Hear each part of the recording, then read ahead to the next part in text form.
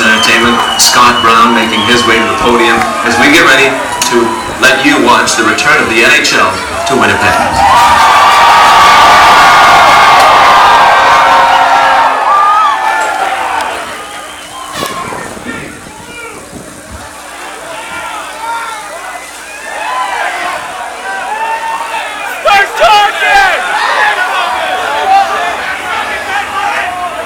It's funny, waiting has been a key theme in recent weeks as to the return of the National Hockey League. Heck, for 15 years. Good morning, ladies and gentlemen. My name is Scott Brown. I am the Director of Corporate Communications for True North Sports and Entertainment. I'd like to thank those of you here today at MTS Center for joining us, and would also like to thank those of you tuning in live across the city, across the province, and across the country. On television, radio, or streaming live on the internet.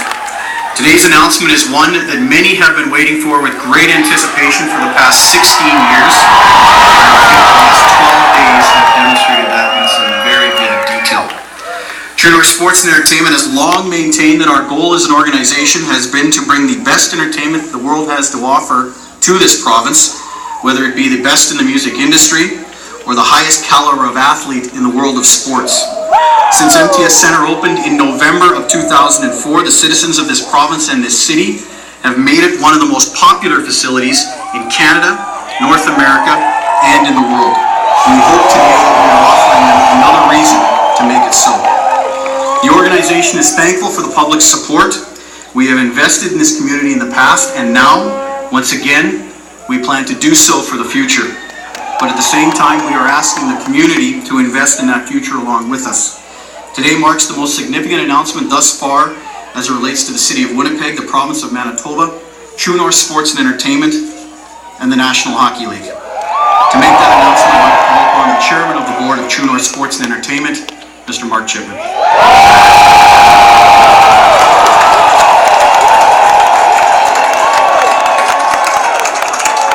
Thanks, Scott.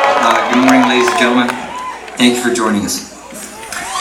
In the spring of 1995, I was very fortunate to become closely involved with our community's efforts to save our NHL team.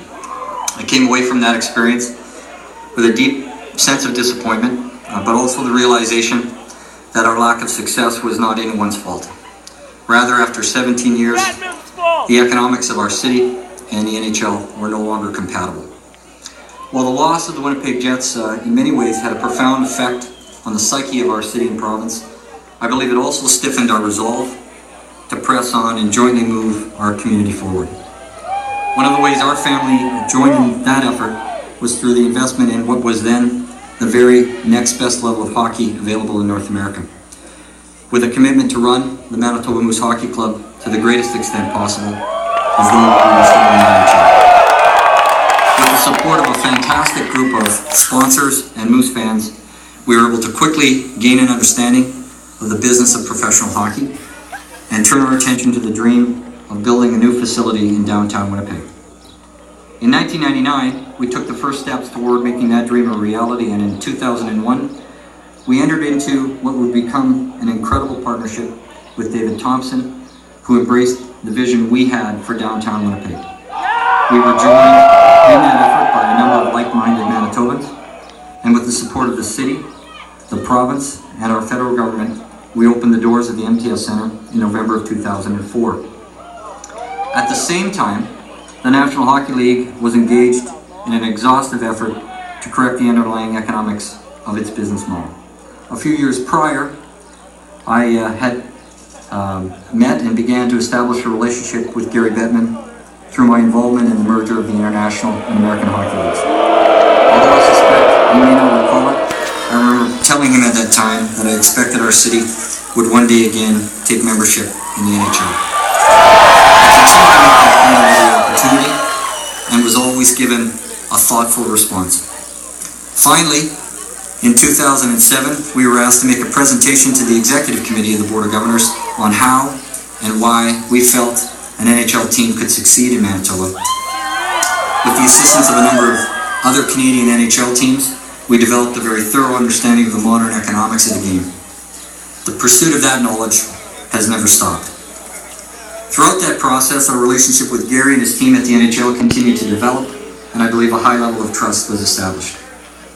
The two other very significant series of developments occurred over that same 15-year continuum. Firstly, our community continued to invest in itself and as a result has been able to move forward on many levels, notably against the same economic headwinds that brought the rest of the world to a standstill.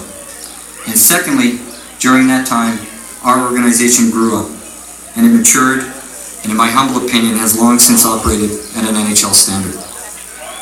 In fact, over the years, many of our Moose staff, our trainers, our coaches, and players, including several that will compete for this year's Stanley Cup, have been called up to pursue their NHL dreams. It's also always caused us to ponder what it might feel like if one day our organization might receive that same call. Today, on behalf of my family, our partner David Thompson, and our entire organization, I am excited beyond words to announce our purchase of the Atlanta Thrashers.